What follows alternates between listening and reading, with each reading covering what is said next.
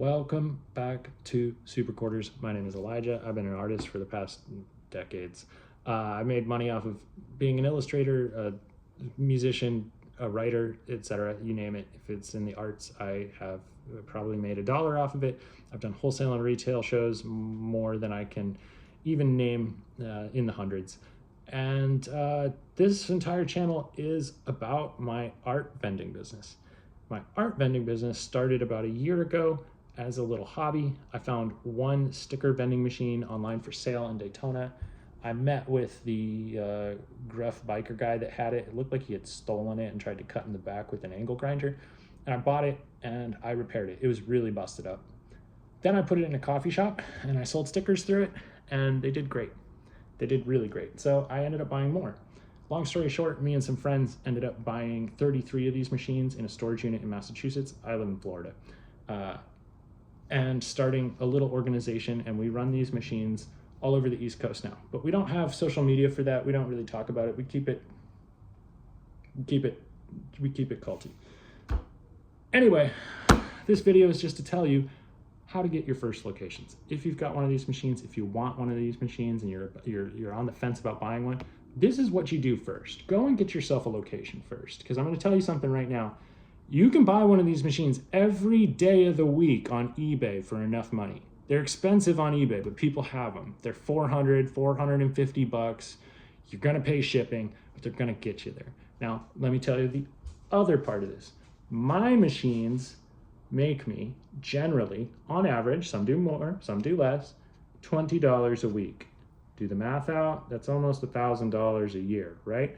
So your first year, it won't be a great purchase, but by the end of the year, you've made a little money, even at past expenses, because the expenses on this isn't great, even if you buy a $400 machine on eBay. And you can go and resell that for $400 as well on Marketplace. There is not, like, these machines hold their value, which is crazy. Anyway, so what you want to do first is not get a machine. What you want to do first is get a location.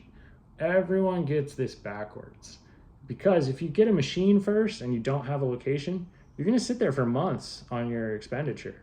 You just dropped $400 and you're not going to make you're not going to make a dime or a quarter until you get that placed. So go and talk to people. Make your little flyers. Print up something that shows a picture of that machine. It's aspirational, sure, but just fake it till you make it, and then go to that place and say, hey, would you guys like a vending machine here? Because here's what I do. I'm a local artist. I make stickers. I'll make stickers for your shop even eventually. I stick the vending machine in here and I promote it online. People love it. People love these machines. Kids love it. You got a kid melting down, he's not melting down anymore because he's looking at the machine, right? Anyway, if you want one of these machines, I'll bring one in, I'll stock it, you never do anything, and I'll give you 10 to 20%, depending on what you can afford to give. If that doesn't work, it doesn't work, they don't want it, that's cool, you walk away, you go to the next store, because there's another coffee shop, there's another brewery, and what you want are people who are going to be bros with you, people who are going to be part of the community, and that when you push into it, when you lean into that, it leans back, you know what I mean? When you give of yourself, when you put effort into making cool stickers, people buy them. What you don't want is the place where it has really low traffic and really low energy workers who don't care about local art. Those are your worst spots. Now, if you get a bunch of those that say yes and you just have a bunch of machines you need to get out of your garage, me and the homies call that free storage. So you can run free storage. And I've actually had, here's a story. I had a shop. I actually loved this restaurant. It was a great restaurant, South American food. And when I first put my machine there, they were like, yeah, we were so gung-ho about this machine. And so I bring it in, and as soon as I get in there, I'm like, oh, there's no room for this machine. Where's this even gonna go? Long story short, it went in the bathroom hallway. I was like, this is terrible. This is not gonna work. No one's ever gonna come in here, right? So I left the machine. Well, it turns out that machine was doing $45 a month in that bathroom hallway. Yeah, it was still like half of the other ones, but it wasn't nothing. So over time, that machine would pay for itself. And if you bought it secondhand and you didn't buy it brand new on eBay, it would have paid for itself like much quicker. Anyway, some locations that you think are total stinkers actually end up being pretty good. And then I've also had locations where I thought it was going to be so good. I was like, this is like one of the best bars in town. I got this machine here. It's perfect. It's in a great spot. It makes like $3 a week, So be open-minded. The things that I would personally stay away from, unless you're looking for free storage, are barbershops, tattoo shops. That's pretty much it. Things like barbershops and tattoo shops where it's like individual people schedule one thing that happens there. You don't have 20 people standing in a line. You don't have 10 people standing in a line. You don't have 30 people sitting in the room drinking coffee or beer or something like that. So they're pretty bad. You end up getting some money, but oftentimes it's like the shop owner is buying them for the kids that come in. It's like you're getting pity purchases. So I wouldn't suggest those at all.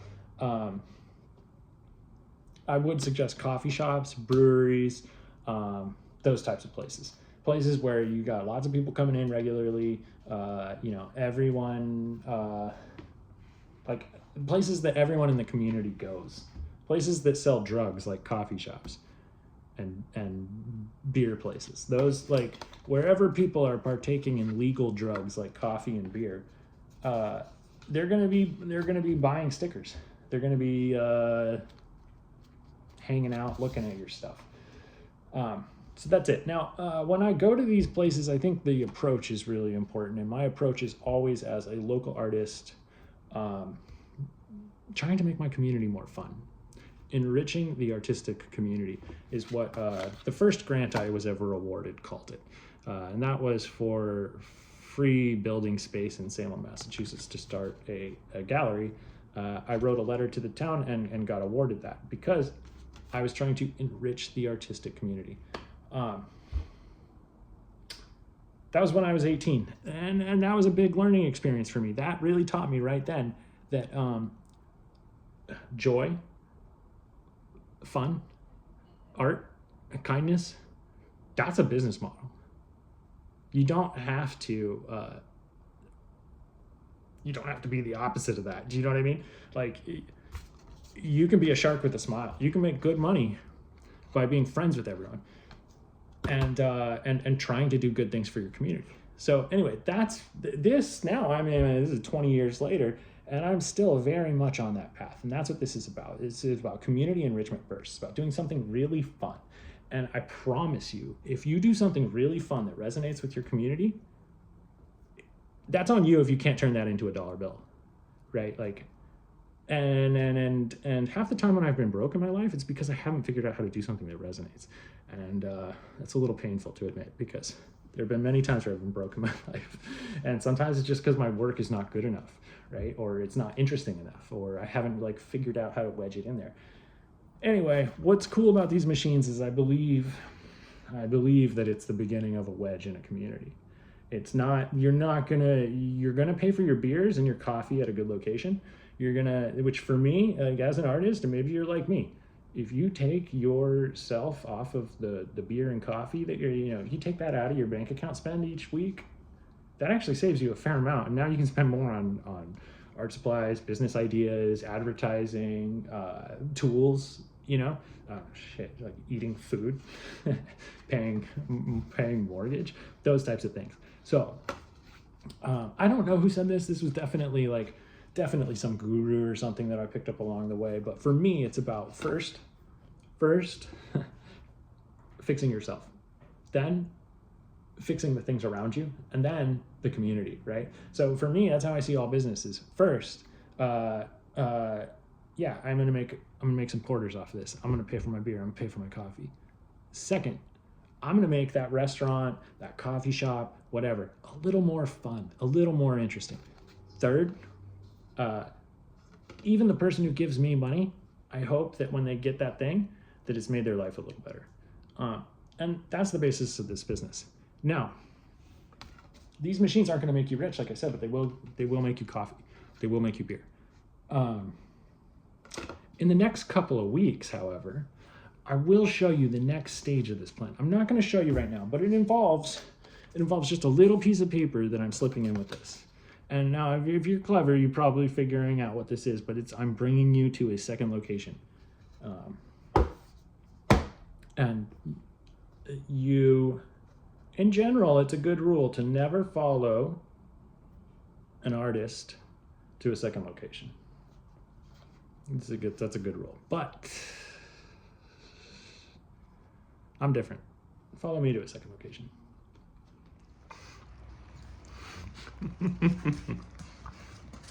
Yeah, you silly. Oh my goodness. Oh my goodness.